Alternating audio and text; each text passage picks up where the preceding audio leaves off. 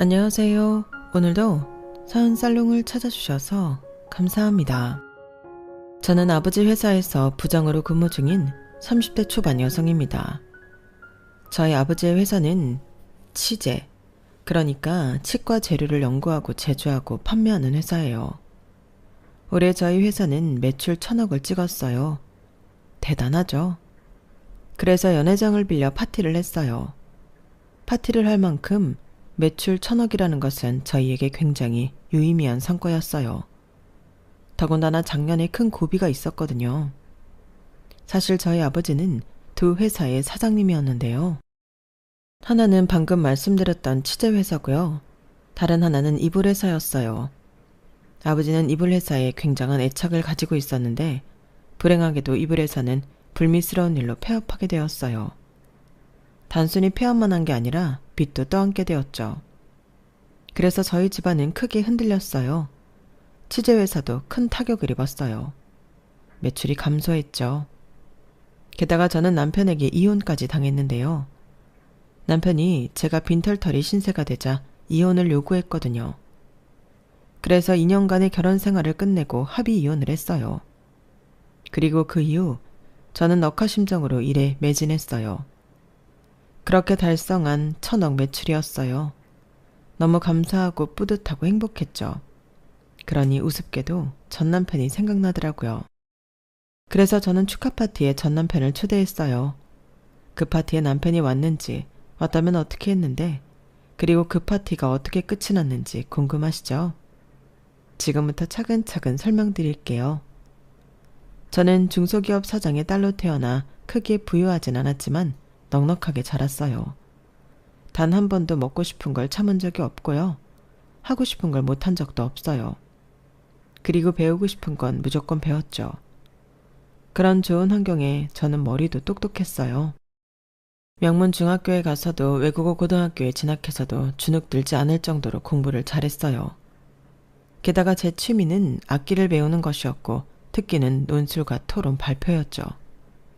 어디 한 구석 빠지는 것 없는 학생이자 딸이었어요. 물론 고등학교 3학년 때 갑자기 밴드가 하고 싶어서 밴드부에 들어가 공부는 안 하고 악기만 뚱땅거려서 서울대에 가지 못했어요. 그래도 인서울은 했어요. 그리고 대학교를 졸업한 뒤에는 아버지의 건의와 제 선택으로 미국으로 유학을 갔어요. 거기서도 경영학을 공부했어요. 그리고 유학에서 돌아온 직후엔 쉬지 않고 아버지의 이불회사 재무팀에서 일을 했어요. 대리부터 시작했어요. 이건 아버지의 철학 때문인데요. 아버지는 제가 밑에서 경영 실무에 대한 공부를 하길 바랐거든요. 그래서 저는 대리로 시작해 일을 했어요. 근무를 하던 초반에는 조금 불만도 있었어요. 왜냐하면 아버지는 아니라고 했지만 다들 제가 아버지의 딸이라는 걸 알고 있었거든요.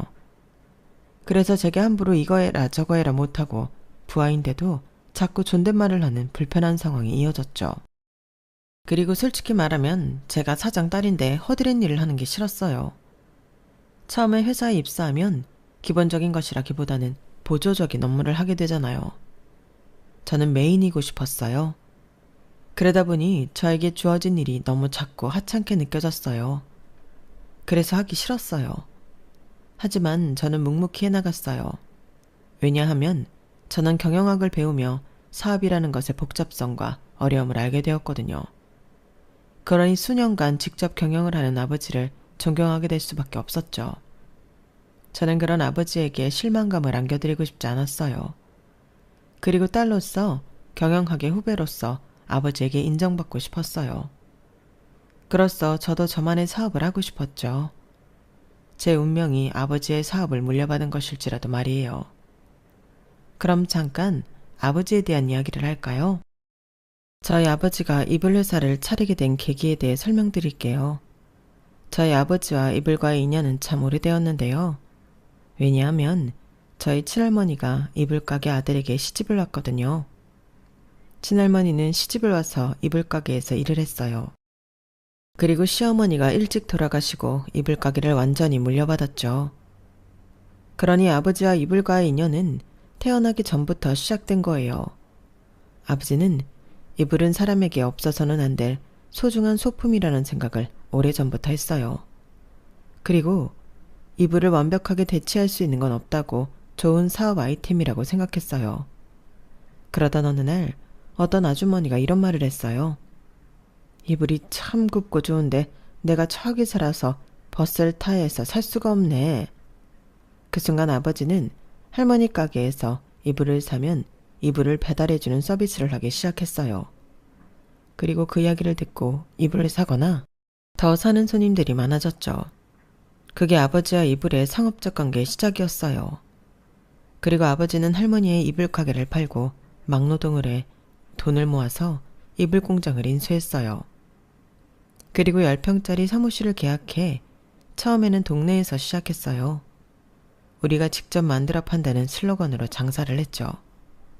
그때 아버지의 나이가 고작 29이었어요. 아버지는 저에게 종종 이불 사업을 처음 시작했을 때의 이야기를 해주는데 그때마다 저는 무섭지 않았냐고 물어요. 무섭지만 인생은 늘 도전이야. 머무르기만 하면 되는 게 하나도 없어. 그게 어쩌면 아버지의 좌우명일지도 모른다고 저는 생각해요.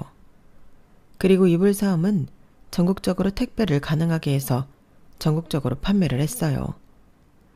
그렇게 전국에 16개 지점 5개의 사무실이 만들어졌고 일본이나 중국 등에 수출을 하기도 했어요. 그때 평균 매출이 50억이었어요. 그러다 수십 년이 흘러 아버지가 첫 임플란트를 하러 치과에 갔는데요. 치료를 받으면서 아버지는 이 사업은 된다고 또 한 번 더 생각했어요. 그리고 수소문을 해 망해가는 치즈 조제업 회사를 인수했어요. 그때 아버지의 나이가 52이었어요. 아버지는 이불 사업과는 또 다르게 치즈 사업에 투자를 많이 했어요. 그래서 지금 치즈 사업을 한 지 약 10년이 되었는데 그동안 제조에만 머무르는 게 아니라 연구하고 유통까지 하게 되었죠. 아버지는 치즈 사업에서도 우리가 직접 만들어 판다는 슬로건을 내걸었어요. 그리고 화학과를 졸업해 연구원으로 일하는 남동생에게 연구실장 자리를 주었어요. 그렇게 저희는 가족회사가 되었죠. 저는 남동생이 연구실장으로 회사에 들어올 때 이불 회사 재무팀의 부장이 되었거든요. 우리가 직접 만들어 판다 이 슬로건에서 알 수 있다시피 저희 아버지의 사업 철학은 직접 눈으로 본 것들만 믿는다는 거예요. 사장인 자기에게 믿음직스러운 것들만 판다는 거죠. 저는 그 철학을 실행하는 아버지가 대단해 보였어요. 그래서 웬만해선 아버지의 의견을 따르는 편이에요. 물론 사업적으로 말이에요. 개인적인 일은 제 뜻으로 해결해요. 명문 중학교에 간 것도 외국어 고등학교에 간 것도 유학을 간 것도 모두 다 제가 원한 거예요. 그리고 결혼도요. 저는 30의 나이에 결혼을 해요. 상대는 10년 전에 대학교에서 처음 만난 같은 과 선배예요. 그럼 연애를 10년 동안 했냐고요? 아니요. 처음부터 저희 두 사람은 연애 감정이 있었던 게 아니에요. 연애는 1년만 했고요. 제가 인서울 대학에 갔다고 말씀드렸죠. 그런데 어디서부터 소문이 난 건지 OT 때부터 다들 제가 뭐 중소기업의 사장 딸이라는 걸 알고 있더라고요. 그래서 저를 불편해하는 사람도 있었고 신기해하는 사람도 있었고 시기하는 사람도 있었어요. 불쾌한 목적으로 접근하는 사람들도 많았어요. 오직 저라는 사람과 친해지고 싶어서 저라는 사람을 알고 싶어서 다가오는 사람은 거의 없었어요. 대부분 저에게 뭘 뜯어내려고 접근한 뒤에 똑부러진 제가 그 어떤 것도 주지 않자 욕하고 가거나 저를 나쁜 년으로 만들었어요. 너는 돈도 많으면서 어쩜 지갑이 그렇게 무겁니?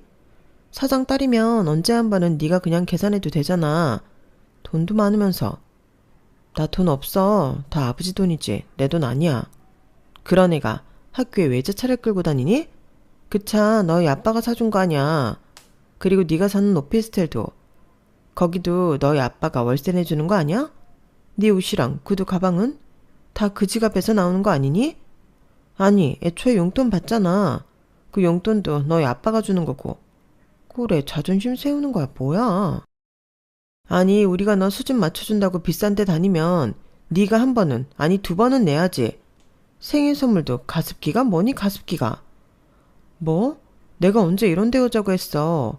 다 너희가 먼저 가자고 했잖아. 그리고 나는 너 자취방 너무 건조하다고 해서 필요한 줄 알았지. 아, 그럼 내가 지갑이 필요하다고 할 걸 그랬다. 그럼 지갑 선물 해줬을 텐데. 됐고, 나 계속 이런 식으로 굴 거면 앞으로 우리랑 놀지 마. 너 소문 안 좋은 거 알지? 그런데도 너랑 놀아준 건데 역시 아니 땡 굴뚝에 연기 나는 거 아니라니까? 솔직히 말하면 한국에서의 대학생활은 너무 힘들었어요. 중간에 자퇴하고 싶다는 생각을 수도 없이 많이 했어요. 그리고 유학을 떠난 것도 제대로 된 대학생활을 해보고 싶어서였어요. 저는 졸업을 한 그 해에 곧장 미국으로 향했죠. 미국으로 가니 자유로웠어요. 누구도 제가 중소기업 사장의 딸이라는 걸 알지 못했고 저희 아버지 회사를 아는 사람도 거의 없었죠. 제가 미국에 있는 중소기업을 전부 알지 못하는 것처럼요. 그래서 자유롭게 학교 생활을 했어요. 대학교 내에 있는 공원에서 돗자리도 없이 누워서 책도 읽고 씻지도 않고 나가기도 하고요. 그런데도 저희 아버지에게 꼰지르는 사람이 없다는 게 참 통쾌했어요. 그리고 제가 그 긴 유학 생활을 버틸 수 있었던 것은 이메일 때문이었어요. 자유롭고 통쾌한 유학 생활이었지만 타국에 있다는 것은 외로운 일이었어요. 그런데 얼굴만 알던 선배가 졸업식 때 마지막으로 봤던 선배가 이메일을 보낸 거예요. 잘 지냈냐는 투박한 내용이었어요. 그리고 종종 연락하자는 말을 했죠. 의외의 인물이어서 처음엔 답장을 하지 않았어요. 그런데 다시 이메일이 오더라고요. 그땐 답장을 했어요. 그리고 선배는 미국 시간으로 오전 8시쯤에 꼭 이메일을 보냈어요. 무려 4년 동안요. 그래서 저는 매일 선배의 이메일로 따뜻하게 아침을 열었어요. 그동안 저는 선배에 대해 참 많은 걸 알았어요. 취미가 뭔지, 특기가 뭔지, 학교를 다닐 때 어떤 공부가 제일 재미있었고 어떤 공부는 조금 어려웠는지, 운전하는 걸 좋아하고 형제관계는 누나가 있고 요즘 어떤 생각을 하고 어떤 고민을 가지고 있는지 세세하게 이야기를 했어요. 선배의 얼굴을 알지만 면전에 대고 하는 이야기가 아니어서 저도 제 생각이나 고민 같은 것들을 많이 이야기하고 그랬어요. 어쩌면 숙소로 돌아오면 외로워지는 유학 시절의 창구 같은 거였죠. 우물이라고 해도 좋을 것 같아요. 그리고 제가 4년간의 유학 생활을 마치고 귀국하는데 공항에 마중 나온 사람도 선배였어요. 이렇게 보니 어색하네요. 그러게. 그런데 얼굴은 하나도 안 변했다. 더 예뻐진 것 같은데? 이상한 소리 하지 마요. 그런데 왜 온 거예요, 정말? 온다고 했잖아. 제일 먼저 귀국 축하해주고 싶었어. 너의 귀국을 제일 오래 기다린 사람이니까. 물론 부모님 다음으로. 고마워요. 고마운데 뜻밖이네요. 우리 별로 친하지 않았잖아요. 네가 거리를 뒀지. 네가 곁에 사람을 안 뒀잖아. 그러니 차마 다가가지 못하겠더라고. 그리고 이메일에서 말했듯이 나도 그렇게 보일까봐 걱정스러웠어. 나는 너랑 오래전부터 친하게 지내고 싶었어. 물론 그것도 이메일로 말했지만 저 돈 없어요. 집불도 없어요. 아버지도 대기업도 아니고 중소기업 사장이에요. 정말 저랑은 아무 상관없고 관련도 없어요. 알아. 내가 분명 이메일에서도 그런 건 상관없다고 한 것 같은데 막상 얼굴 보니까 거짓말 같아? 좀 쓸데없이 시간 낭비하면 둘 다 곤란하잖아요. 난 너랑 있는 시간이 쓸데없다고 생각 안 해. 쓸데없는 건 지금 네가 하는 말이야. 더 할 말 없으면 차로 가자. 알다시피 나는 국산차 타. 그렇게 그날 이후로 저희는 일주일에 한 번은 만나 식사를 했고 그런 관계로 지낸 지 1년 정도 흘렀을 때 선배 누나가 결혼을 하게 되어요.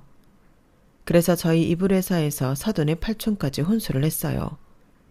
그리고 신혼부부를 위해 특수 제작하는 고급 이불도 한 채 했고요. 저는 인연이 되어 저희 회사 제품을 구매해 준 게 고마워서 선배에게 물어 선배 누나의 결혼식에 갔어요. 축의금을 내고 대충 인사를 드리는데 선배가 저를 부모님께 소개하니 부모님이 정말 반가운 얼굴로 인사하는 거예요. 어머, 아가씨가 말로만 듣던 그 아가씨구나. 어쩜 지훈이 말처럼 곱고 예쁘네. 아, 감사합니다. 엄마, 쓸데없는 소리 하지 마세요. 아무쪼록 우리 지훈이 잘 부탁해요. 좀 예쁘게 봐줘. 별 볼 일 없는 애지만 심성 하나는 최고니까. 사람 마음이 제일 중요하잖아? 여보, 이 아가씨가 지훈이가 말한 그 아가씨래. 아유, 그럽니까? 아가씨, 우리 지훈이 좀 잘 봐줘요. 얘가 가진 건 없어도 싹싹하고 예의 바르다니까. 저는 두 분이 하는 말이 도통 무슨 말인지 알 수 없었어요. 그리고 선배는 무척 난감해 보였죠. 그래서 결혼식이 끝나고 선배가 저를 데려다주는 틈을 타 물어봤어요. 아까 부모님이 하신 말씀 무슨 말이에요? 아, 별거 아니야. 별거 아닌 게 아닌 것 같은데 뭔데요? 내가 네 이야기를 좀 했거든. 내가 요새 마음에 드는 여자가 있다고. 아니, 하도 엄마랑 아빠가 중매보라고 하길래. 아, 그래서 방패로 쓴 거예요? 그렇구나. 아니, 꼭 그런 건 아니고. 난 진심이야. 네? 난 진심이라고. 선배는 조심스럽게 저에게 고백을 했어요. 그리고 제가 허송세월 산 것도 아니고 솔직히 알고 있었죠. 선배의 마음을요. 하지만 그게 검은 속내인지 아닌지 알 수가 없어서 무시하고 있었던 것 뿐이에요. 하지만 4년 동안 오전 8시만 되면 이메일을 보내는 그 마음이 사랑이 아니면 뭐겠어요. 저는 선배의 고백을 받아들였어요. 그렇게 저희는 커플이 되었고 그동안 사업도 번창했어요. 사업이 각각 100억 매출을 달성했죠. 이보다 더 좋을 수 없었어요.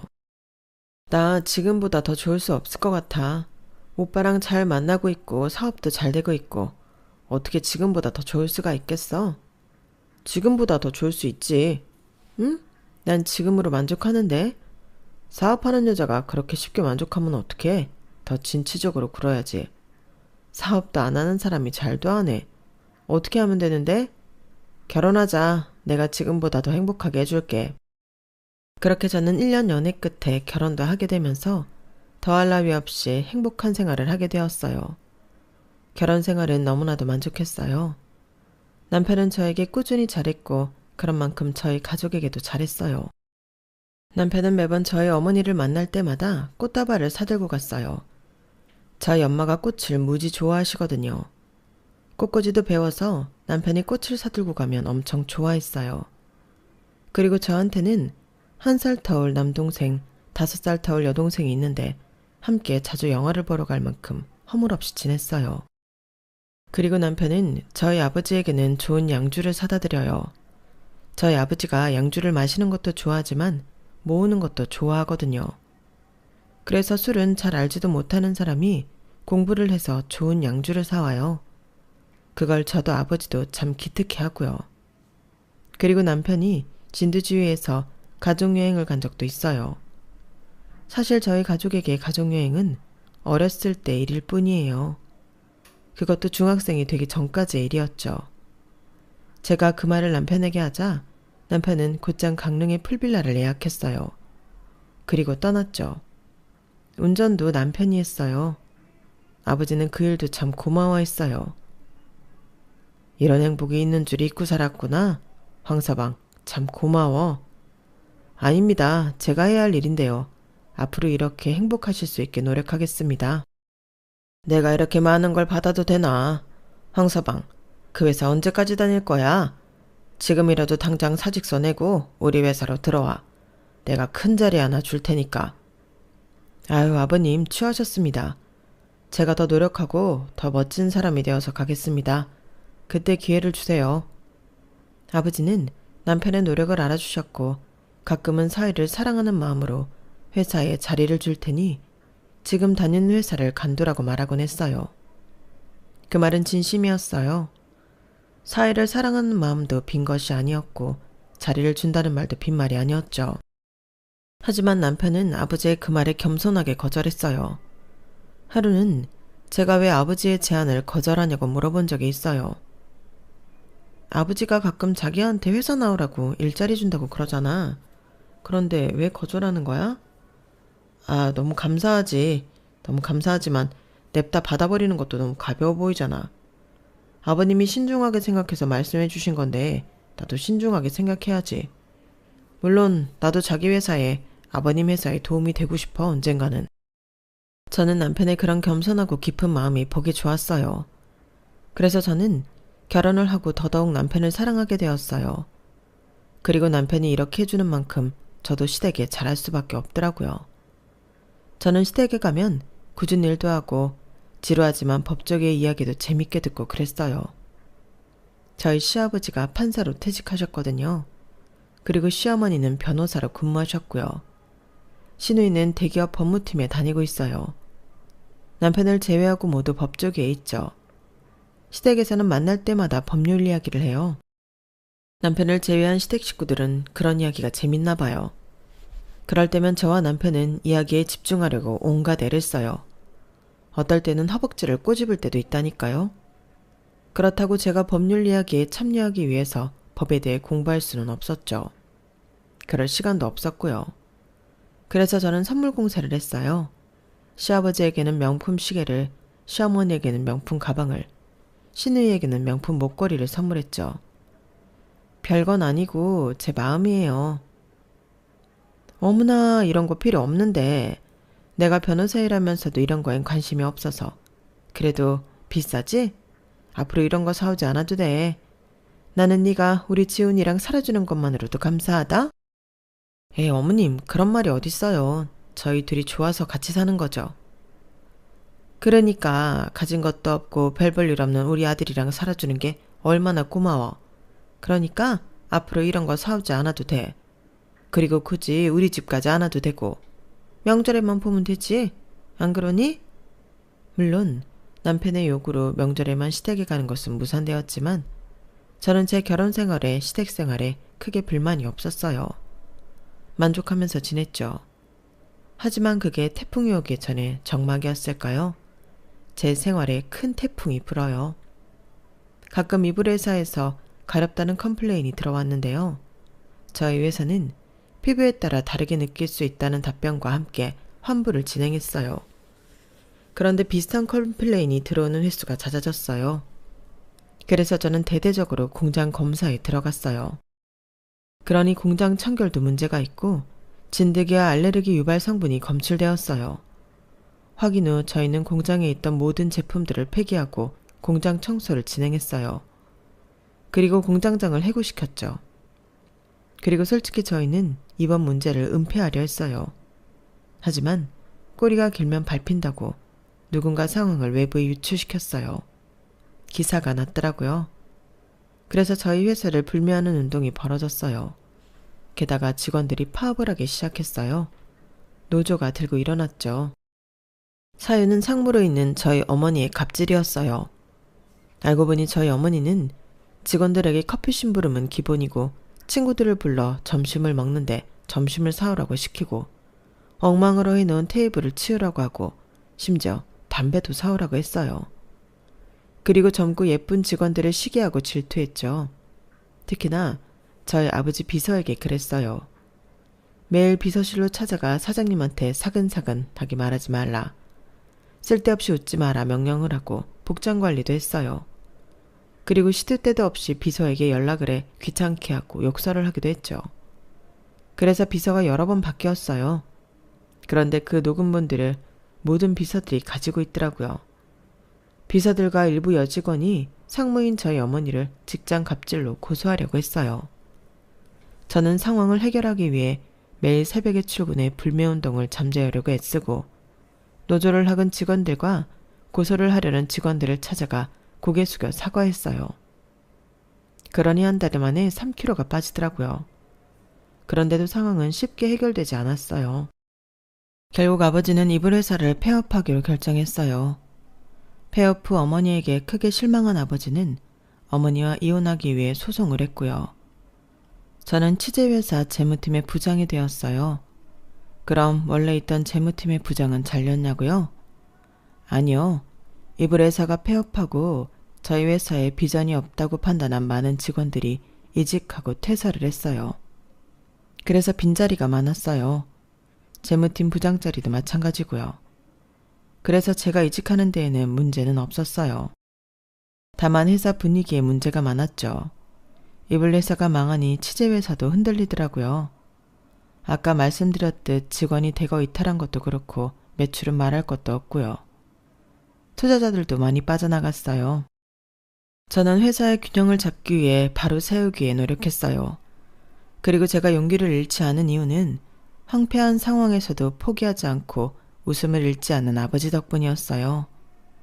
아버지는 이혼 소송 중에도 매일 출근을 했고 혼자 사장실에 있을 때는 어떨지 모르겠지만 늘 웃었어요. 아버지, 괜찮으세요? 괜찮아야지.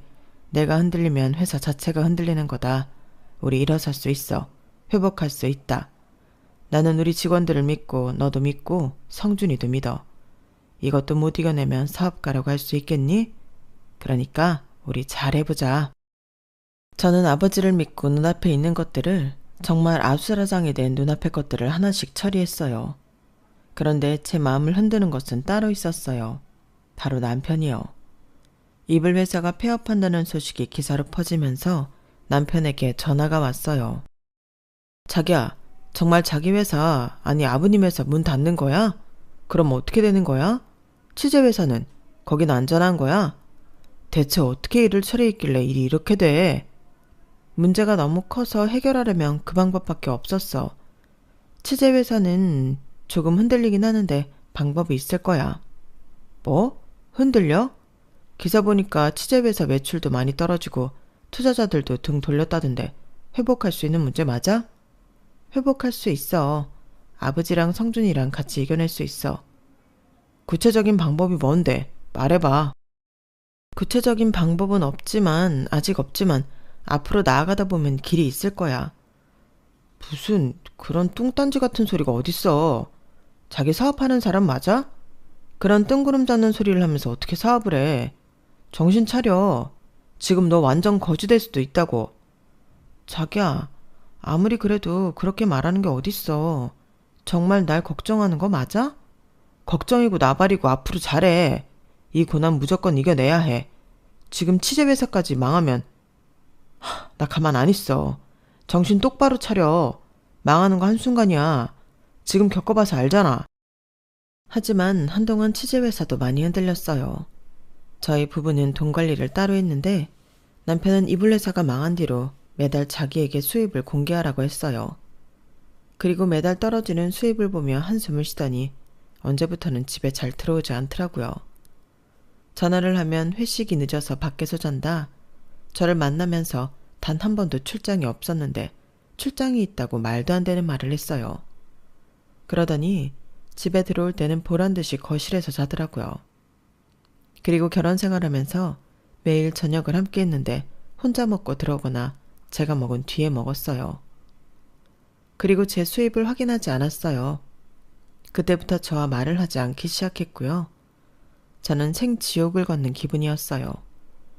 결국 참다 못한 저는 남편에게 울면서 호소를 했어요. 대체 왜 이러는 거야? 사람 말라 죽이려고 하는 것도 아니고 차라리 말을 해. 제가 그렇게 말하며 울자 남편은 차갑게 웃었어요. 그러면서 집을 나가려고 했죠. 저는 오늘은 안 되겠다 싶어서 남편을 잡았어요. 조금 몸싸움을 했어요. 그러다 결국 남편이 저를 밀쳐서 제가 넘어졌고 남편은 10원짜리 욕을 했어요. 아, 이럴 줄 알았으면 결혼 안 했지.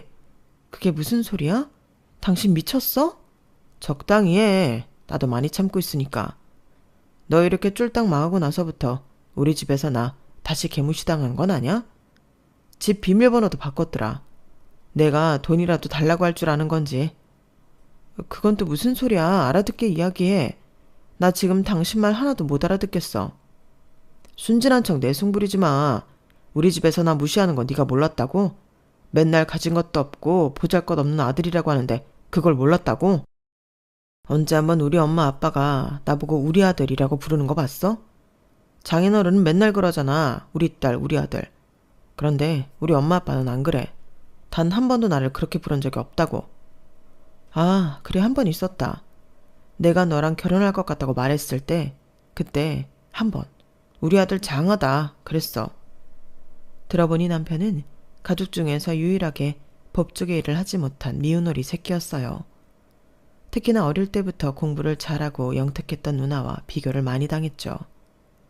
신위는 어릴 때부터 영재였어요. 그리고 명문학교를 다녔고 서울대를 나왔죠. 사실 시댁 식구들 중에 서울대를 못 나온 건 남편뿐이에요. 남편은 그때 재수하겠다고, 재수해서 서울대 가겠다고 했는데 시부모님이 그럴 필요 없다고, 넌 못할 거라고 했어요. 그래서 남편은 좌절하고 군대에 갔는데 입대할 때 아무도 같이 가지 않았어요. 남편은 휴가 나와도 갈 데가 없어서 휴가를 쓰지 않고 모아 일찍 제대했어요. 집에 가니 시부모님에게 어쩐 일이냐는 소리를 들었죠. 그리고 가족여행도 남편만 쏙 빼먹고 간 적도 있고요. 어디 가서 시부모님은 간혹 외동딸만 있다고 했어요. 남편은 지독한 차별 대우를 받으며 살았어요. 그래요, 그건 알겠어요. 그런데 지금 남편이 하는 말은 저랑 결혼한 이유가 부모님에게 인정받기 위해서라는 거잖아요. 제가 사장의 딸이니까요. 저는 어안이 벙벙했어요. 지금 나랑 결혼한 이유가 돈 때문이라는 거야? 내가 좀비처럼 대학 다니다가 주변에서 네가 사장 딸이라는 이야기를 듣자마자 할렐루야를 외쳤어. 내가 내 동아줄이었다고. 그런데 썩은 동아줄이었네? 완전히 똥 밟은 거지. 네가 사람이니? 네가 그런 이야기를 하고도 사람이야? 어쩜 사람이 이렇게 못됐어? 어떻게 그런 말을 해? 나는 너 때문에 다시 지옥 불구덩이에 들어가게 생겼는데 뭔 말을 못해. 이혼해. 내가 봤을 때 니네 가족 이제 손가락 빨면서 지내야 돼. 회생 가능성 없어. 이혼? 지금 말 다 했어? 자기야, 왜 그래? 나 지금 너무 혼란스러워. 그럼 모든 게 다 거짓말이었다는 거야? 오전 8시마다 이메일 보낸 거며 우리 가족한테 잘한 거며 자기가 나한테 한 말들, 행동들 다 거짓말이었다는 거야? 사람이 절박해지면 뭐든 해. 그러게 되어 있어. 뭐 그래도 내가 내 사정 고려해서 이혼 소송은 안 할게. 합의서 보낼 테니까 작성해서 보내. 그게 남편과 이혼하기 전에 나눈 마지막 대화예요. 그날 이후로 저희는 만난 적이 없어요. 그렇게 저는 이혼녀가 되었어요. 이혼을 한 뒤에 저는 병적으로 일에 매진했어요. 반드시 고난을 회복하겠다고 왠지 모를 복수심이 불타기도 했고요. 남동생도 새로운 임플란트 연구에 집중했어요. 저는 사비를 충당해서 연구를 지원했고요. 그리고 저는 이번 연구 프로젝트를 성공시키기 위해 여러 분야에서 투자자를 구하고 해외 수출을 고려했어요. 그래서 자주 해외로 출장을 갔죠. 저는 24시간이 모자랄 만큼 움직였어요. 잠도 줄이고 코피가 나는 건 일상이었어요. 그렇게 반년이 지나서 남동생은 임플란트 연구를 성공시켰고 저는 열심히 영업을 했어요. 그리고 고생 끝에 낙이 온다고 순조롭게 해외 수출에 성공했죠. 해외 수출이 되기 시작하니 국내에서도 저희 회사를 찾는 사람이 많아졌고요. 그렇게 저희 회사는 회복했어요. 이불 회사 폐업 후 1년 만에 매출 1,000억 원을 달성했죠. 아버지와 저 남동생은 그 성과에 무척 만족하고 감사했어요. 그래서 파티를 열기로 했어요. 그런데 저는 마냥 기쁘지만은 않았어요. 제가 너무 고단한 생활을 했을 때 그런 소식이 들렸거든요. 네 전남편, 그러니까 선배 말이야. 재혼할 수도 있다더라? 요새 국회의원 딸이랑 만나고 있대. 사귄인지 아닌지 모르지만 둘이 다니는 거 본 사람이 여럿이야. 어쩜 사람이 그렇게 간사한지. 너랑 헤어진 지 얼마나 되었다고. 그렇지? 전 남편은 저와 이혼을 한 지 얼마 되지 않아 국회의원 딸과 선을 받고 만나는 중이라고 하더라고요. 저는 친구의 말처럼 전 남편이 간사해 보였지만 마음이 너무 아팠어요. 슬펐고요. 솔직히 무너지고 싶었어요. 하지만 그럴 수 없었죠. 떳떳하게 일어나 누구보다도 제가 능력 있는 사람이라는 걸 남편에게 보여주고 싶었어요. 제가 저희 가족이 이대로 망하지 않을 거라는 것을 보여주고 싶었죠. 그래서 더 열심히 일했어요. 그리고 결과는 성공적이었죠. 저는 파티에 남편을 초대하기로 마음을 먹었어요. 5성급 호텔에서 성대한 파티가 진행되었어요. 저는 명품 원피스를 입고 파티 준비를 했죠. 회사 임원부터 직원들까지 모두 초청했어요.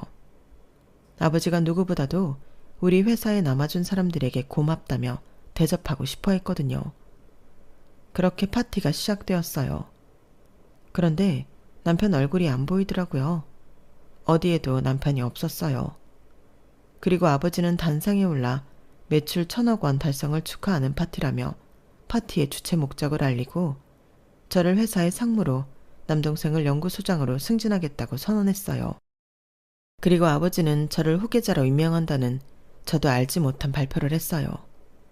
하지만 임원들과 직원들 모두 후계자 발표를 인정했죠. 그리고 저는 파티를 즐겼어요. 고급스러운 음식과 샴페인을 즐겼죠. 그런데 뒤에서 누군가 저를 부르더라고요. 보니까 전 남편이었어요. 자기야, 오랜만이지? 자기야? 그런 호칭은 이제 아니지 않나? 적어도 상대를 생각하면 그런 말을 하면 안 되지. 상대? 자기, 아니, 너 지금 만나는 사람 있다며? 그 이야기는 어떻게 들었어? 아직도 나한테 관심이 있는 거야? 설마, 원래 사람들 남 이야기하는 거 좋아하잖아? 대가 남은 아니잖아. 남보다 더 못한 사이지. 그렇게 선을 그을 필요는 없잖아. 아무튼 축하해. 이렇게 될 줄은 몰랐는데 사업이라는 게 정말 알 수가 없네. 그런데 나를 왜 초대한 거야? 내가 성공한 걸 누구보다도 네가 보고 싶어 할 것 같아서. 왜 그렇게 생각해? 나랑 헤어질 때 네가 그랬지? 나, 우리 가족, 우리 회사 절대 못 일어날 거라고. 그런데 우리 멋지게 당당하게 일어났어. 그러니 네 생각이, 네 판단이 틀렸다는 걸 네 눈으로 직접 보는 게 좋지 않겠어?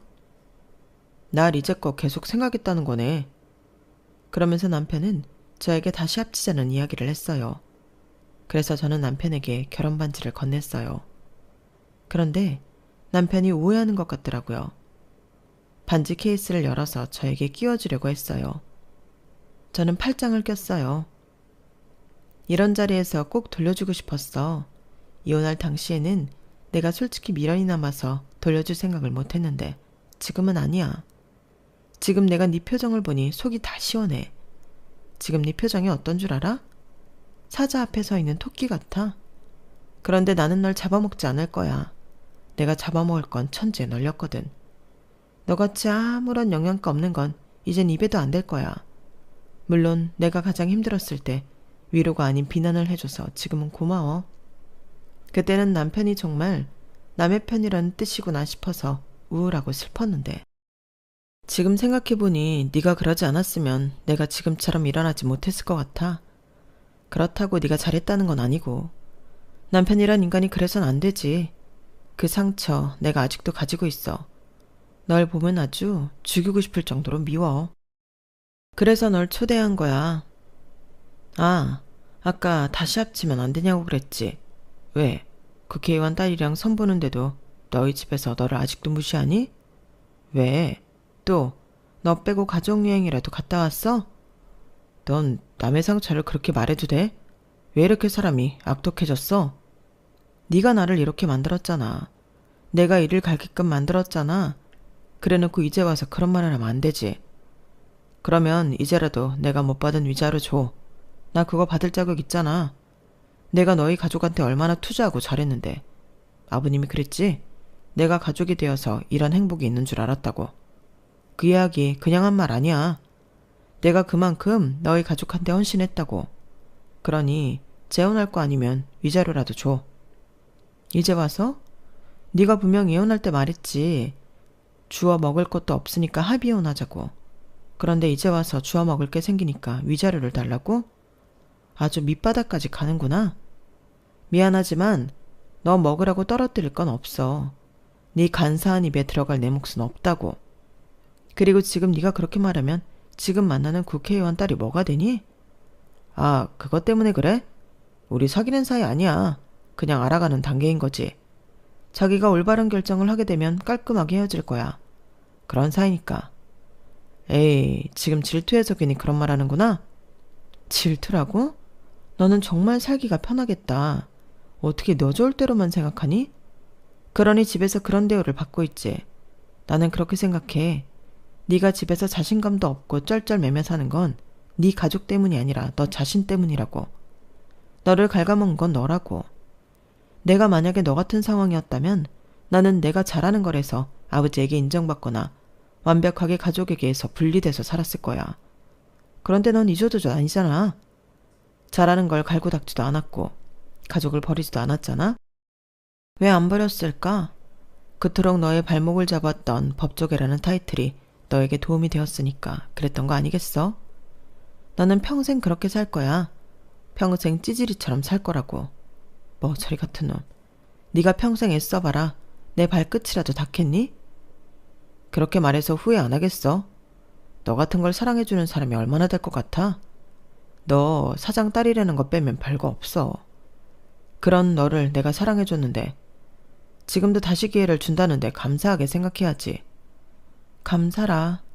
그래, 이제껏 10년 동안 날 사랑하는 척하느라 고생 많았어. 그 말은 해줄 수 있겠다. 잠시였지만 그때 행복했으니까. 그런데 다 거짓말이잖아. 그런데 내가 왜 너한테 감사해야 하지? 미워해야지. 징글징글해야지. 공감도 지능이라는데 정말 너 지능이 낮은가 보다? 그럼 이제 나는 다른 자리로 가볼게. 너는 이날 이후로 먹어보지도 못할 음식들이니까 마음껏 즐겨. 뭐 챙겨가도 되고.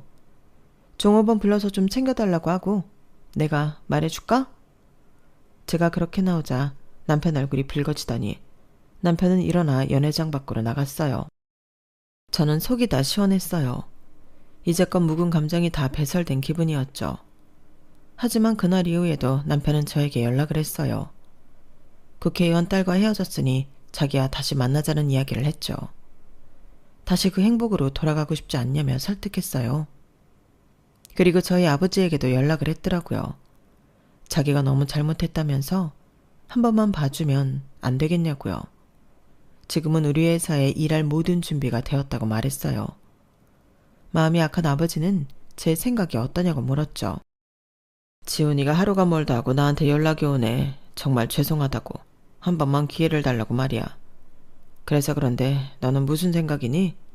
지훈이에 대한 마음은 어떤데? 아빠가 뭐 도와줄 거라도 있어?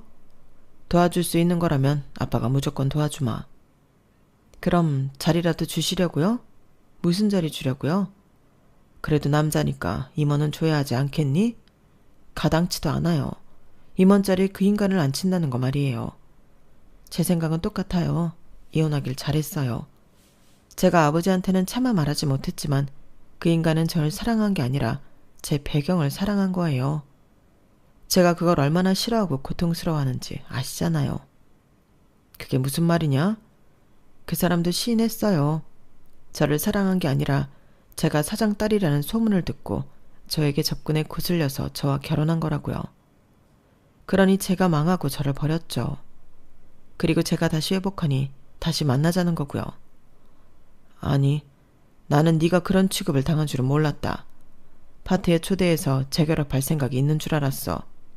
그럼 너는 진심이었고? 제가 고개를 끄덕이자 아버지는 저를 위로했어요. 그리고 며칠 뒤 전 남편은 회사에서 잘렸다며 저에게 전화를 해 화를 냈어요. 내가 하지도 않은 근무 태만으로 회사에서 잘렸다고. 이게 말이 돼? 네 짓이지? 그래도 사람 밥줄은 건들지 말아야지. 저는 처음 듣는 소리에 일단 전화를 끊었는데 알고 보니 아버지의 행동이었죠. 아버지는 전 남편이 제게 어떻게 했는지 사실을 알고 나서 남편의 뒷조사를 했어요. 그리고 남편이 근무에 태만하고 있다는 사실을 발견했죠. 그리고 사내 평가도 좋지 않았어요.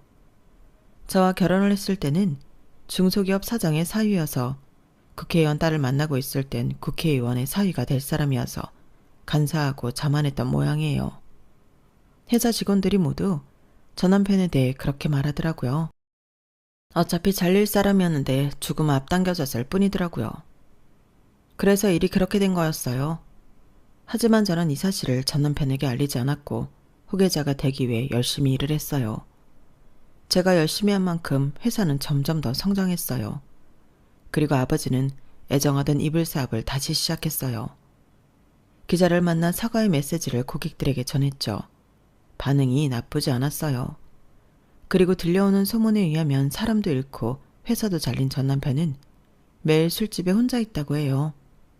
그럴 시간이 없을 텐데, 정신 차려야 할 텐데 그런 생각이 들다가도 쌤통이다 싶기도 해요. 여기까지가 제 사연입니다. 간사하고 마음이 음흉한 여우였던 남편의 이야기 어떻게 들으셨나요? 여러분들은 과유불급, 욕심이 많으면 탈이 나기 때문에 적당한 욕심, 적당한 열정. 다들 알고 계시죠? 저도 잊지 않고 정도를 지키며 더 열심히 살아봐야겠어요. 모두 건강하세요. 여러분, 사연 댓글에 응원과 현명한 조언 부탁드려요. 좋아요와 구독은 저에게 큰 힘이 됩니다. 오늘도 좋은 일 가득하세요.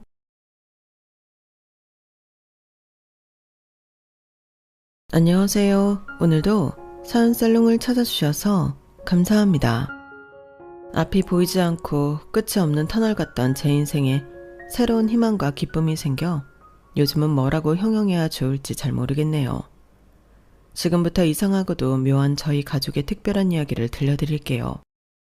저는 남들만큼 공부하고 남들만큼 직장 생활을 하다 결혼해서 아이 둘을 낳고 사는 지극히 평범한 여자였어요. 연년생의 제 두 딸은 다행히 활발하고 또래랑 잘 지내며 공부하는 것도 좋아하는 아이들이었죠. 사춘기가 와서 부모에게 버릇없게 할 법도 한데 저희 아이들은 한 번도 제 속을 썩인 적이 없었어요. 그도 그럴 것이 집안 분위기 때문에 아이들이 더 저를 힘들게 하지 않으려 했을 거라 생각하니 마음이 무겁기도 했어요. 남편과는 평범한 연애 결혼을 했고 아이 둘 낳고 잘 살다가 언제부턴가 부부 사이가 소원해지더군요. 남편의 차가운 태도와 무관심은 저를 위축되게 만들었고 어떠한 노력도 받아들이지 않으려는 남편의 모습에 저는 절망스러웠어요. 남편의 직업은 인테리어 공사 쪽을 하는 것이었는데 작업이 있다며 툭 하면 외박을 일삼곤 했죠. 밤에 작업하는 일도 없을 텐데 왜 집에 와서 안 자는 거야? 네가 뭘 알아? 밤에도 일이 있는지 없는지. 그리고 서울에 사는 사람이 무슨 대전까지 가서 인테리어 공사를 해. 거기는 인테리어 업자가 없어? 가면 또 몇 주는 화물차 사고. 애들 아직 초등학생이야. 나는 고사하고 애들한테 아직 아빠 관심이 필요할 때야. 내가 유능하니까 대전에서도 찾고 제주도에서도 찾는 거지. 네가 그딴 식으로 남편을 우습게 하니까 딸들도 아빠를 개똥 보듯이 보지. 애들이 언제 그랬다 그래. 오랜만에 만나서 반갑다 티내도 당신이 피곤하다고 밀어내기만 했잖아. 너도 인테리어 일 해봐. 피곤한지 안 한지. 그냥 가만히 앉아서 입이나 놀리면서 남편 일이 힘들 줄이나 알기나 했겠어? 무슨 말을 또 그렇게 해? 저는 당시 동네 공부방의 시간제 보조 선생님이었고 남편은 제 일을 아주 우습게 보았었죠. 저는 남편의 하는 일이 대단하다고 생각했지만 도무지 무엇 때문에 집에 며칠씩 안 들어오고 타 지역까지 가는 건지는 이해가 되지 않았어요. 저희 부부 사이에 골이 깊어져 갈수록 알게 모르게 딸들에게 노출이 되었던 것 같아요. 남편이 제게 무심하고 냉담한 만큼 아이들이 제 속을 안 썩이고 잘해주려 애를 썼으니까요. 어른들의 문제를 아이들에게 지운 것 같아 너무 죄스럽고 가슴 아팠죠. 아무리 남편을 설득하려 해도 그는 전처럼 우리 가족의 자리로 돌아오려 하지 않았어요. 엄마, 나랑 주희는 괜찮아. 아빠 이번에 집에 돌아오면 내가 아빠 안마도 해주고 된장찌개도 끓여줄게. 그럼 아빠가 우리를 조금 더 예뻐하지 않을까? 진이야, 엄마가 미안해. 진이랑 주희가 그렇게 하지 않아도 아빠는 널 사랑해. 다만 일이 너무 바쁘고 힘들어서 지금 좀 여유가 없는 거야. 그렇게 아빠한테 일부러 잘 보이려 애쓰지 않아도 돼. 아빠한테 잘하면 아빠가 엄마도 안 미워할 것 같아서. 너무 미안해. 엄마가 다 잘못했어. 고리타분했던 저는 아이들을 위해서라도 남편과 이혼하면 더더욱 안 된다고 생각했었어요. 무심하고 쌀쌀맞은 아빠라도 없는 것보다 있어야 한다고 생각했거든요. 그때는 참 그런 고지식한 생각에 저 자신을 가두고 살았어요. 남편은 저와 아이들과의 관계뿐만 아니라 집안 사정에 대해서도 철저히 외면하고 살았어요. 결혼 초반과 달리 어느 순간부터 생활비를 줄여나가더니 나중에는 아예 돈을 끊더군요. 내가 돈을 버는 것도 아니고 이렇게 생활비를 아예 안 주면 어떡해. 내가 무슨 ATM 기계냐? 나도 일이 있다 없다 하니까 그런 거 아냐. 그렇게 돈 한 푼이 아쉬우면 너도 나가서 벌어. 일 많다고 집에도 안 들어오는 사람이 일이 없다는 게 말이 돼? 앞뒤가 안 맞잖아. 애들 물건 중고거래하는 것도 이제 지쳐. 어차피 애들 잠깐 쓰는 거 그 중고거래를 좀 했다고 생색은 더럽게 내네. 누가 보면 내가 아예 집에 한 푼도 안 갖다 준 줄 알겠네. 아, 억울해라. 당신이 여태껏 돈을 안 줬다는 게 아니라 지금 애들한테 돈 많이 들어갈 때인데 오히려 전혀 생활비를 안 주잖아. 그렇다고 내가 일을 하는 것도 아니고 모아놓은 돈 까먹으면서 생활하고 있어. 너 말 잘했다. 그렇게 어려우면 나만 보고 있을 게 아니라 네가 직접 나가서 돈 좀 벌어봐라. 애들 챙긴다면서 핑계 좀 대지 말고. 그 다툼이 있은 후부터 저는 공부방 선생님 자리를 구해서 일을 시작하게 되었던 거예요. 일을 하면서부터 상대적으로 제 아이들에게 전처럼 신경을 못 써주는데도 딸들은 오히려 저를 안심시켜주려 했었어요. 엄마, 오늘은 내가 주희랑 볶음밥 해먹을 거야. 밥 먹고 주희랑 숙제하고 책도 읽고 있을게. 우리 걱정하지 마. 철이 너무 빨리 들어버린 아이들 앞에서 저는 참 많이 울기도 했어요. 고마워, 진이야, 주희야. 공부방에서 일을 하면서 큰 돈은 아니지만 아이들과의 생활비 정도는 조금 충당할 수 있었어요. 여전히 남편에게 생활비를 못 받고 있어 모이는 돈 없이 빠듯하기는 했지만 사람이 마냥 죽으라는 법은 없더군요. 우연인지 뭔지 모르겠지만 제가 공부방에 선생님으로 다니고 나서부터 학생 수가 엄청 많이 늘어서 규모를 늘려야 할 정도였거든요. 간단한 보조 선생님 역할이었던 저는 원장 선생님의 신뢰를 얻어 꽤 묵직한 일까지 하게 되었어요. 자연스럽게 페이도 조금씩 올라갔고요. 제 벌이에서 조금씩 저축할 수 있는 돈이 생겨났고 아이들 앞으로 소액이 남아 저금도 해줄 수 있게 되었죠. 그리고 시골에 혼자 계시는 저희 친정엄마의 칠순 선물을 준비할 수도 있게 되었어요. 친정엄마는 시골에서 아빠와 사시다가 아빠를 먼저 보내시고 혼자가 되셨어요. 다행히 건축 쪽으로 일을 하셨던 아빠가 돌아가시기 전 지금 집을 튼튼하고 견고하게 잘 만들어주셨고 엄마는 그 집에 남아 계셨죠. 엄마 사시는 시골 동네에 더 나이가 많은 어르신들에게 봉사도 하고 마을 관리 같은 것을 도와주시면서 용돈벌이 정도를 하고 계셨어요. 한 번도 사치 같은 것은 해본 적도 없으시고 자신보다 남을 더 먼저 생각하는 이타적인 분이었어요. 혼자 시골에 계시는 엄마가 너무 걱정됐지만 저 역시 사는 형편이 좋았던 것은 아니었기에 모시고 올라갈 수도 없어 너무 죄송했죠. 거기 복잡한 서울 가서 뭐하니? 아버지가 나 죽을 때까지 안전하게 살라고 이렇게 좋은 집도 남겨놓고 갔는데 난 여기 좋다.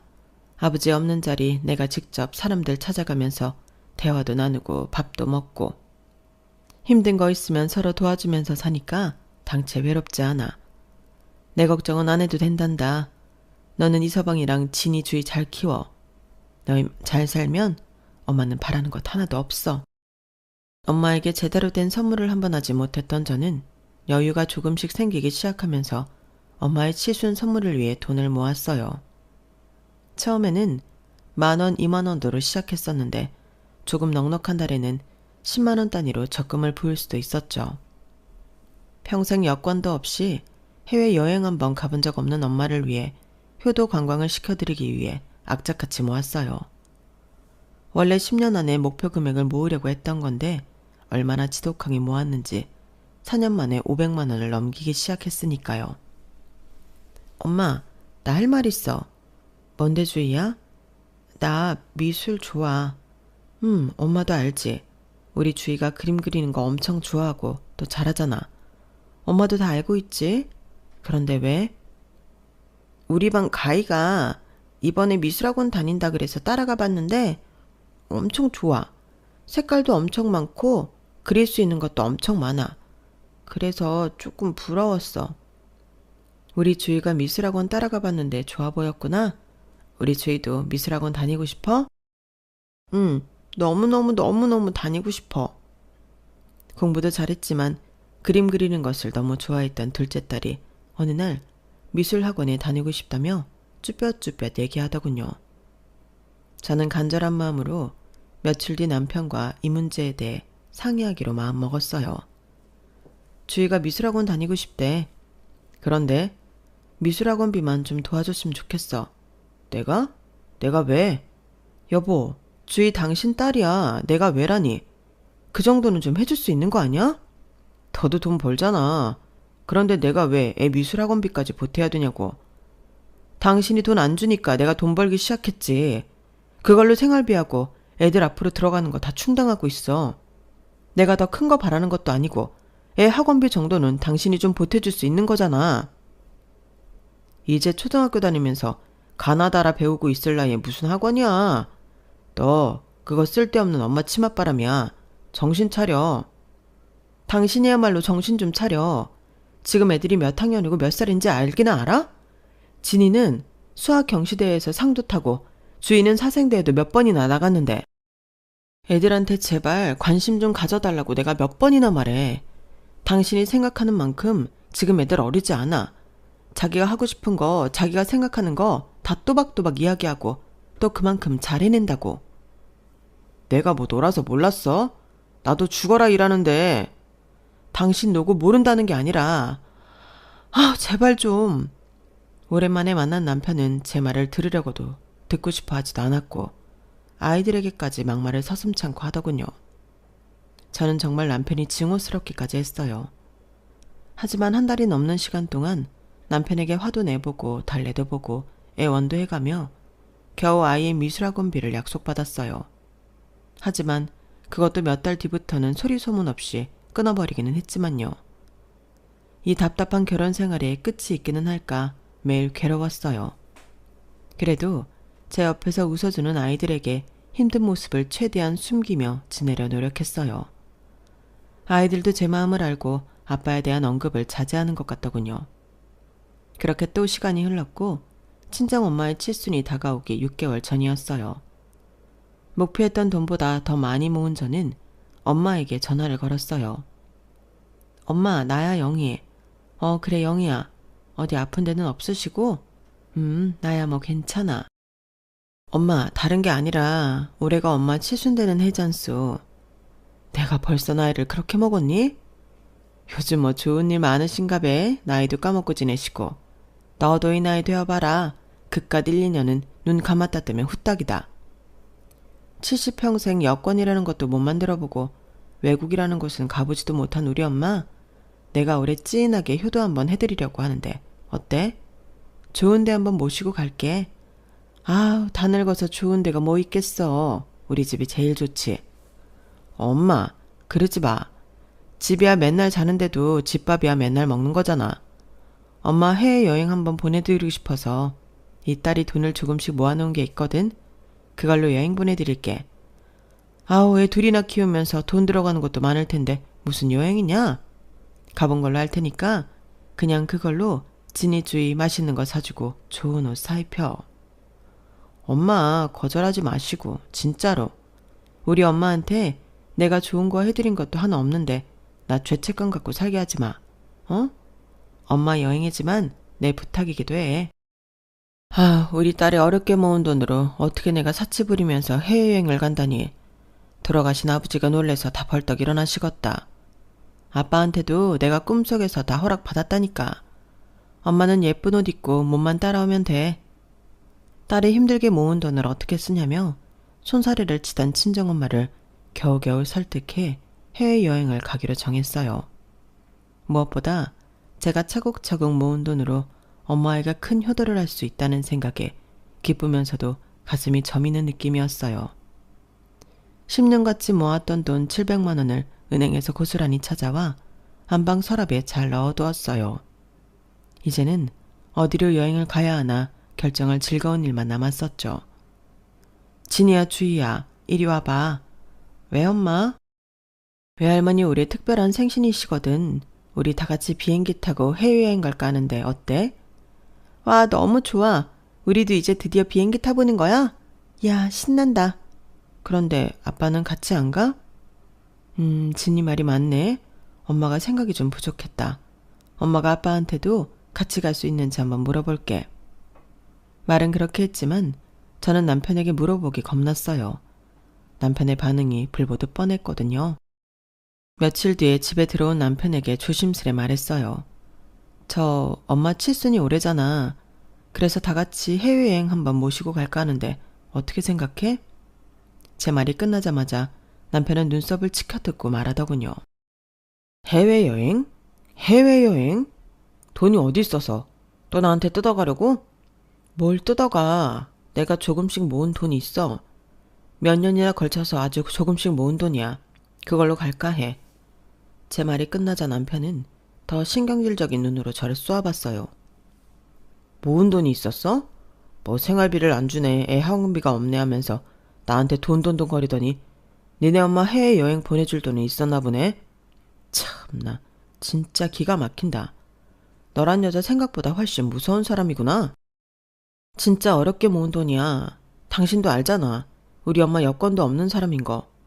이렇게 아무것도 못 해드리다가 갑자기 아빠처럼 돌아가시면 한평생 한이 될 것 같아서 그래. 매번 이렇게 해드리는 것도 아니잖아. 당신한테 돈 달라 하는 것도 아니고 같이 갈 수 있는지 물어보는 거잖아. 너 같으면 기분 더러워서 가겠냐? 진짜 생각할수록 골 때리네. 그렇게 돈 없다 없다 징징거릴 때는 언제고? 뭐? 해외여행? 그럼 우리 엄마는 네가 해외여행 보내줘 봤냐? 어머니도 보내드리고 싶지. 그런데 형편이 넉넉하지 않잖아. 형편이 넉넉치 않아서 니네 엄마는 비행기 태워주고 우리 엄마는 뭐 한국에나 짱 박혀 있으라 이건가? 그렇게 극단적으로 생각하지 좀 말고.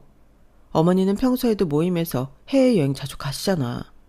그리고 어머님 칠순 때도 뭐 해드릴까 나도 고민 중이었다고. 엄마 돈으로 해외여행 가는 거랑 그래도 며느리인데 네가 보내주는 거랑 같냐? 와, 착한 척 다 하더니 완전 뒤통수 치는 거 쩌네. 이렇게 또 싸우려고 말 꺼낸 거 아니야. 애들이 아빠랑도 같이 여행 가고 싶어하는 것 같아서 물어본 거야. 됐다. 너나 딸년들이나 다 기집애다 이거지. 이 집에서 내 편 아무도 없다 이거지. 해외여행이고 뭐고 니네끼리 잘해봐. 화가 잔뜩 난 남편은 집을 나갔고 방에서 우리의 다툼을 듣고 있던 딸들은 울면서 제게 안기더군요. 엄마, 내가 괜히 아빠도 가냐고 물어봐서 미안해. 엄마, 내가 잘못했어. 아니야, 너 잘못한 거 없어. 엄마랑 아빠가 생각하는 게 달라서 의견이 조금 안 맞을 뿐이야. 우리 다 가족인데 같이 여행 갈 수 있는지 물어보는 건 당연한 거야. 네 탓 아니야. 울지 마. 좋은 의도로 시작했던 것이 아이들에게까지 상처를 준 것 같아 마음이 쓰리고 아팠어요. 그 일이 있고 며칠 뒤 남편이 저를 갑자기 밖에 한 카페로 불러냈어요. 무슨 일이야? 집도 아니고 밖에서 만나자고 하고? 저를 보는 남편이 실실 웃는 모습이 이상해 보이긴 했지만 차분히 이야기를 나눠보기로 했죠. 자, 받아. 남편은 희죽거리며 제게 흰 봉투를 하나 건넸고 저는 조심스럽게 열어보았어요. 봉투 안에는 두툼한 돈 뭉치가 들어있더군요. 어? 이게 뭐야? 웬 돈? 네가 좋아하는 돈인데 왜? 저도 의심을 해? 너무 뜬금없으니까 그렇지. 이게 무슨 돈인데? 아무리 생각해도 해외여행은 너무 우습더라고. 너도 양심 있으면 그렇게 생각하지 않냐? 아직도 그 소리야? 50만 원 넣었어. 이걸로 칠순 맞으신 장모님이랑 제주도나 갔다 와. 뭐? 제주도? 너 제주도가 얼마나 좋은 줄 알아? 해외는 무슨 해외야. 시골 노인네 제주도도 감지덕지지. 저는 온몸이 부들부들 떨렸어요. 어떤 모진 말도 어떤 모진 행동도 참으며 살았는데 친정 엄마한테 제주도도 감지덕지라며 50만 원을 제게 던진 그의 행동에 치가 떨리더군요. 제주도를 가든 해외를 가든 내가 알아서 할 거야. 이런 돈도 필요 없어. 그래? 진짜? 후회 많이 할 텐데. 뭐? 이거 50만 원 주는 거라도 받아. 가서 흑돼지 한번 먹고 땅콩 아이스크림이라도 사 먹으려면. 저는 더 이상 참지 못하고 자리에서 벌떡 일어났어요. 당신이 좋은 의도로 이러는 건지 나쁜 의도로 이러는 건지 모르겠지만 예의 좀 지켜줘. 그래도 당신 장모님이야. 누가 뭐래? 내 장모님 맞지? 그래서 이렇게 여행비를 주는데도 넌 뭐라 그러냐? 저희 화를 돋구듯이 남편은 계속 기분 나쁜 웃음만 지었고 저는 이 상황을 이해할 수 없었어요. 순간 제 내리를 번쩍하고 스치는 것이 있었어요. 당신 설마 안방 서랍장에 있던 돈 손댔어? 남편은 아무 대답 없이 희죽이며 저를 바라보더군요. 당신 정말 그런 거야? 그 돈이 어떤 돈인지 알아? 알아. 당신이 노인네 해외여행인가 뭔가 보내주려 했던 돈이잖아. 진짜 그 돈에 손댄 거야? 그 돈 어딨어? 어딨냐고 빨리 말해. 니네 엄마만 엄마고 우리 엄마는 뭐 옆집 아줌마냐? 나도 우리 엄마한테 효도 좀 했다. 뭐? 그 돈으로 뭘 어쨌다고? 요즘 명품백도 몇백 갖고는 뭐 사지도 못하더라. 돈 좀 더 모아놓지 그랬어. 그래서 아주 약소하게 중저가 브랜드로 우리 엄마 백 하나 내가 장만해 드렸지. 그 돈으로? 서랍장 안에 700만 원으로. 참, 700만 원이 아니지. 여기 네 앞에 50만 원 있으니까 650만 원이구나. 맞다. 650만 원짜리였지. 저는 그 사람 많은 카페에서 제정신이 아닌 사람처럼 소리를 지르며 악다구니를 했어요. 당신이 사람이야? 어떻게 그럴 수가 있어? 그 돈에는 손대면 안 되는 거잖아. 거기서 당신 돈 1원도 없어. 다 내가 악착같이 모은 거란 말이야. 당신이 무슨 자격으로 그걸로 백을 사서 어머니를 드려. 그리고 지금 생색내듯이 내 앞에 이 돈을 내민 거야? 당신 진짜 사람이야? 어떻게 나한테 이럴 수가 있어. 주지는 못해도 뺏어가지는 말아야지. 이 짐승 같은 놈아. 저도 모르게 나오는 욕짓거리에 남편도 표정이 변하기 시작했어요. 야, 말 조심해. 나가서 사람들한테 물어봐. 누가 더 잘못한 거냐고. 시어머니는 못 챙길 망정 시골에 사는 노인네한테 해외여행에 가당키나 하냐? 그럼 목돈이 생기면 남편한테도 용돈 좀 하라고 챙겨주고 할 것이지. 네가 제일 이기적이야. 저는 그 자리에서 엉엉 울고 말았어요. 슬프다 못해 절망스러웠어요. 내가 그래도 이 남자를 사랑해서 결혼하고 자식까지 낳아 살았는데 그동안 그 무심함과 냉대를 참아오며 여기까지 온 건데 어떻게 이렇게 극악무도한 짓을 할 수 있는 건지 알 수 없었죠. 남편은 저희 친정엄마에게 그동안 남처럼 대했던 것도 참으면서 살았지만 저는 그래도 시어머니에게 애들 할머니라며 할 수 있는 노력은 해왔는데 생각할수록 남편의 태도가 분했어요. 그날 남편과 카페에서 헤어지자고 저는 많은 생각을 하게 되었어요. 며칠간 그로 인한 스트레스가 너무 심했는지 먹는 것마다 토하기 일쑤였고 심한 고열로 공부방 일까지 며칠 쉬어야 했어요. 친정엄마에게 해외여행을 보내드리겠다며 이미 다 설레발을 쳐넣은 상황인데 죄스러운 마음으로 어떻게 연락을 드려야 하나 고통스러웠어요. 몸이 좀 나은 후에 괴로운 마음으로 친정엄마에게 전화를 걸었어요. 엄마, 우리 딸 목소리가 왜 이렇게 힘이 없어? 무슨 일 있어? 미안해 엄마. 왜 그래? 너 진짜 무슨 일 있구나? 엄마한테 다 털어놔봐. 사실은 말이야. 저는 거짓말을 꾸며낼 기운도 없어서 엄마에게 그동안 있었던 일을 모두 털어놓았어요. 엄마, 정말 미안해. 애들 아빠가 진짜 그렇게까지 할 줄 몰랐어. 나 갈라설 거야. 그동안 영희 네가 많이 참고 살았구나. 그것도 모르고 엄마는 네가 잘 사는 줄만 알았지. 내가 오히려 더 미안하다. 엄마가 왜 미안해. 그런 말 하지 마. 엄마와 저는 수화기를 붙잡고 오랫동안 울며 이야기를 나눴어요. 엄마와 토항화를 마친 뒤 더 결심이 들더군요. 이제 이성기랑은 더 이상 못 살아. 저런 인간은 애들 아빠일 수도 없고 아빠여서도 안 돼. 더 이상 저 인간이 나와 우리 아이들의 인생을 망치게 둘 수 없어. 내가 바보 같았지. 아니라고 생각이 들었을 때 진작 헤어졌어야 하는 걸. 수요일 그 외양간 고치는 것 마냥 그걸 이제야 깨닫다니. 하지만 아직 늦지 않았어. 지금이라도 저 인간이랑은 헤어져야 돼. 항상 미적지근하게 끌려다니던 저였는데 어디서 갑자기 그런 굳은 힘이 났는지 저는 조금의 흔들림도 없이 남편과의 이혼을 결심했어요. 이혼 통보를 하자 남편은 더 비아냥대며 꼴보기 싫은 짓만 골라 하더군요. 뭐? 이혼? 그건 내가 먼저 해야 될 소리 아니냐? 네가 이혼을 운운하다니 진짜 지나가던 개가 다 웃을 일이다. 당신 아니지 이제 남이니까 나도 말 좀 막 할게. 너 남자 새끼가 그렇게 살지 마라. 진짜 뭐 잘난 것도 없으면서 나한테 맨날 구박이나 하고 너 애들 아니었으면 진작 손절당했어. 애들한테 감사하게나 생각해. 내가 사회생활 해보니까 더 맨날 힘들다고 생색내는 거 진짜 우습더라. 그렇다고 돈을 많이 벌어와서 가게에 보탬을 주기나 해 뭐해. 네 술 처마시고 어디 지방 가서 계집질이나 하는데 다 쓴 거 내가 모를 줄 알아? 그거 다 꾹 참고 살았어. 정말 애들 아빠니까. 학원비 그거 몇 달 보내준 걸로 생색냈을 때도 정말 입술을 깨물며 참았어. 그래도 애들 아빠니까. 그런데 이제 다 필요 없어. 있는 정 없는 정 다 떨어져서 옆에 있는 것도 징그러울 정도야. 시골 사는 노인네 데리고 제주도나 갔다 오라고? 알았어. 이제 우리가 어떻게 사는지 간섭도 하지 마. 이선기, 너란 인간 이름만 들어도 진짜 소름 돋고 침 뱉고 싶어. 진짜 너랑 끝이야.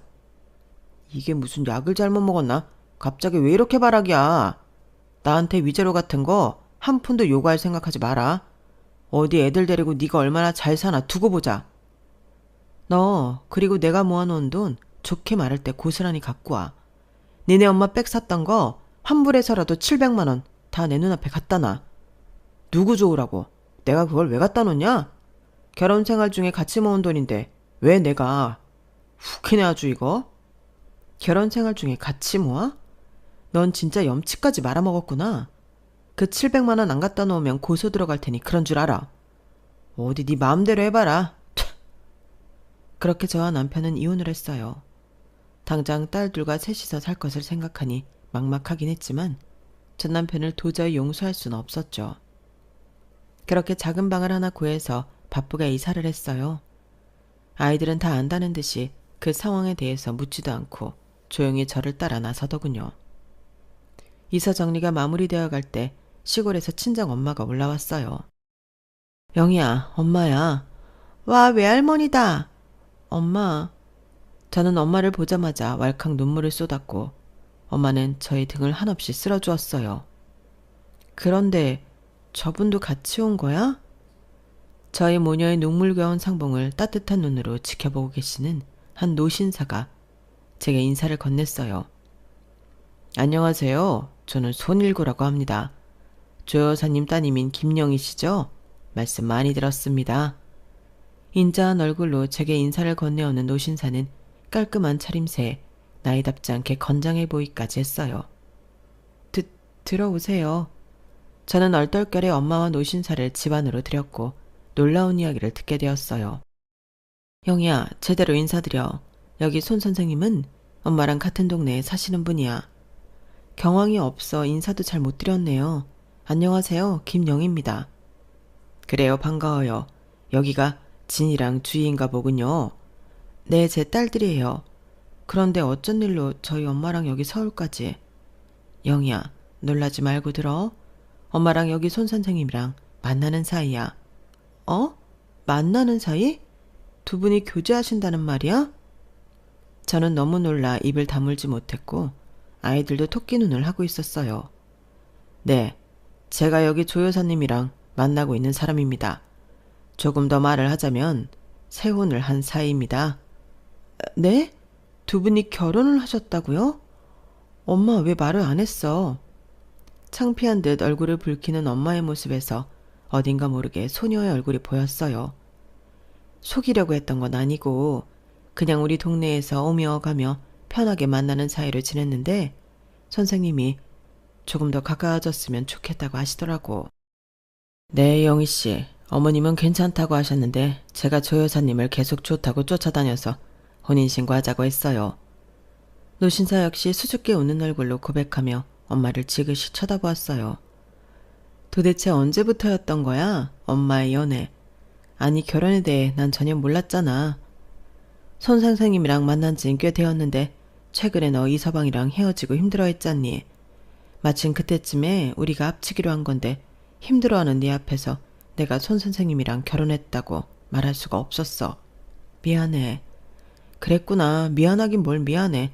내 결혼 생활 때문에 엄마까지 말 못하게 한 건데 오히려 내가 미안하지. 조 여사님이 따님 걱정을 얼마나 했는지 몰라요.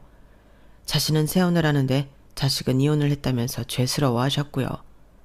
엄마 미워하지 말아요. 내가 조 여사 지켜주고 싶어서 결혼하자고 조른 거니까. 네, 오히려 저희 엄마를 그렇게까지 생각해 주시고 지켜주셔서 감사합니다. 제가 더 면목이 없습니다. 첫 만남에 이런 모습을 보이고. 아니에요.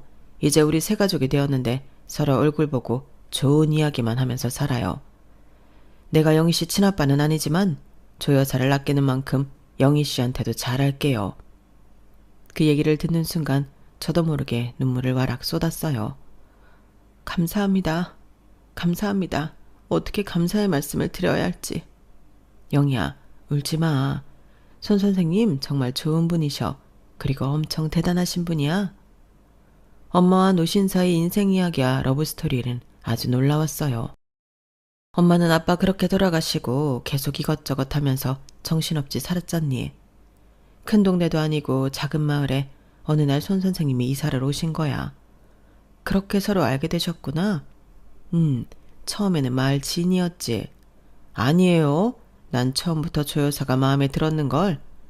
노신사는 너스레까지 떨며 이야기를 이어갔어요. 저는 원래 아내 두 자식 손주들까지 함께 미국에서 살았던 사람이었어요. 미국이요? 미국에서 어떻게 그 작은 시골 마을까지? 손 선생님은 미국에서 공부한 박사이신데 유명한 대학에서 교수까지 하셨었대. 두 자제분들도 다 잘 성장해서 미국에서 부족한 것 없이 잘 살고. 그렇게 평온하게 노년까지 잘 살다 가겠거니 했는데 아내가 갑자기 아프기 시작했어요. 아내는 자기가 오래 못 살 것을 알았는지 한국에 돌아가서 치료받고 머물기를 바라더군요. 저와 아이들 모두 말렸지만 아내의 마지막 소원 같아 저와 아내만 한국에 나오게 된 거죠. 치료는 수월하진 않았지만 아내는 그저 한국에 온 것만으로도 좋아하는 것 같았어요. 그 모습을 보니 저도 여기 오길 잘했구나 싶었고요. 하지만 아내는 병마를 이기지 못하고 결국 하늘나라로 먼저 떠나버렸죠. 미국의 아이들은 저보고 다시 미국에 돌아오라고 했지만 저도 왠지 그냥 이제는 한국에서 남은 생을 지내고 싶더군요. 그렇게 여기저기 알아보다 지금 조 여사가 있는 마을까지 연이 닿아서 자연을 벗삼아 살게 되었던 거고요. 살다 보니 인연이라는 게 참 신기하더군요. 미국과 한국 그리고 그 작은 시골 마을에서 조 여사랑 만나다니. 영희 씨 눈에는 제가 좀 사기꾼 같아 보이겠지만 지금 말한 건 다 전부 사실입니다. 아니에요. 선생님 말씀 의심하지 않습니다. 사실 손 선생님 자녀분들이랑 손주들도 한국에 한번 왔다 가셔서 만났었어. 진짜? 미국에서 여기까지 오셨던 거야? 먼 걸음 했었지. 자녀분들이 얼마나 훌륭하게 잘 컸는지 몰라. 미국에서도 다 내놓으라는 직업들을 갖고 있대. 그렇게 먼 미국에서도 엄마를 보러 오셨었는데 정작 같은 한국 땅에 있던 딸은 힘들었다고 징징댔었네. 미안해 엄마. 그런 말 하지 마. 오히려 너한테 미안해서 엄마가 더 말 못했던 거야. 엄마가 더 미안하지. 영희씨, 저 여사한테 이번에 참 힘든 일 많았다고 들었어요. 무슨 일이든 도움이 필요하면 언제든 얘기해요. 노신사는 양복 자켓 안에서 두툼한 봉투를 꺼내며 제게 내밀었어요. 이게 뭔가요? 첫 만남부터 이런 거 주는 게 좀 이상하다고 생각할 수 있겠지만 이혼하고 당장 두 아이들이랑 힘들 테니 넣어둬요. 일한다고 들었지만 지금은 이게 그래도 어느 정도 도움이 될 거예요. 네? 돈을 제가 어떻게 받아요? 영희야, 나도 손 선생님한테 그러지 마시라고 엄청 말씀드렸는데 막무가내셔. 자꾸 가족끼리 일하는 거 아니라고 하시고. 부디 제 마음 오해 말고 받아요. 저 여자랑 저를 허락해줘서 고마운 마음도 보탠 거니까요. 아무리 그래도 처음 이렇게 뵙는 것도 놀라운데 돈까지 주시다니 전 못 받아요.